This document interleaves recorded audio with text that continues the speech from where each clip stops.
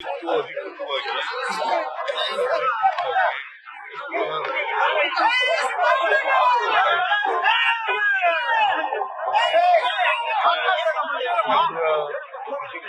ಚೆನ್ನಾಗಿದೆ.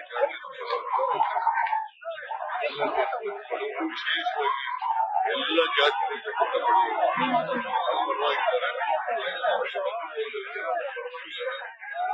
ಈ ಸಾರಿ ನಮ್ಮ ಅಭ್ಯರ್ಥಿ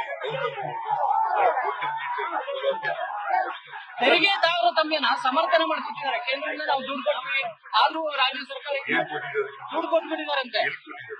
ಆ ತರ ಅವ್ರು ಹೇಳ್ತಾ ಇರೋದು. 5,000 ಬಜೆಟ್ ಕೊಟ್ಟಿದ್ದಾರೆ.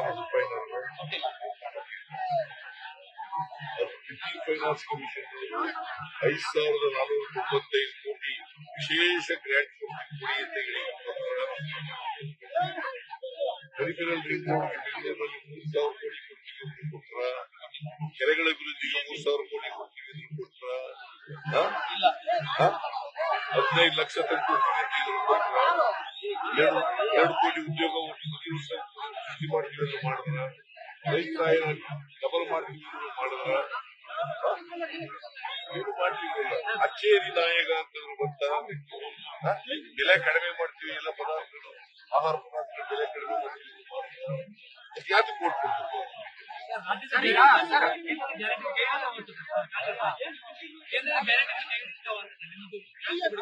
ಯಾಕೆ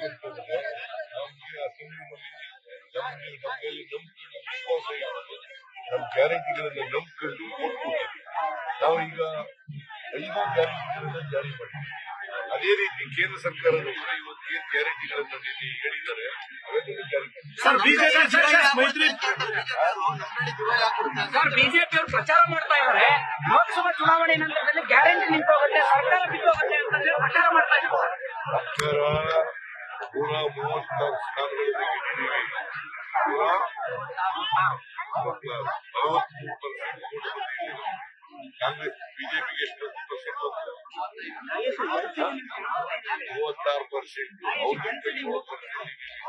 ಅವರು 64 ಇರೋದು. ಗೊತ್ತಾಯ್ತಾ? 19 ಜನ ಇದ್ದಾರೆ. ಇದು ಬಹಳ ಜನ ಬರ್ತಾರೆ ನಮ್ಮ ಪಾರ್ಟಿಗೆ.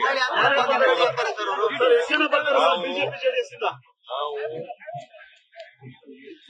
ಇದನ್ನ 5 ವರ್ಷ ನಮಗೇನ್ ಜನ ಆಶೀರ್ವಾದ ಮಾಡಿದ್ದಾರೆ, 5 ವರ್ಷ ಎಲ್ಲ ಗ್ಯಾರಂಟಿಗಳನ್ನು ಕೂಡ ಜಾರಿ ಎಲ್ಲ ಸಮಸ್ಯೆಗಳ ಬಗೆಹರಿಸಿದ್ರಿ. ಅಭ್ಯರ್ಥಿ ಒಮ್ಮತದ ಅಭ್ಯರ್ಥಿ ಅಂತ ಮುನಿಯಪ್ಪ ಅವರು ಇಲ್ಲೇ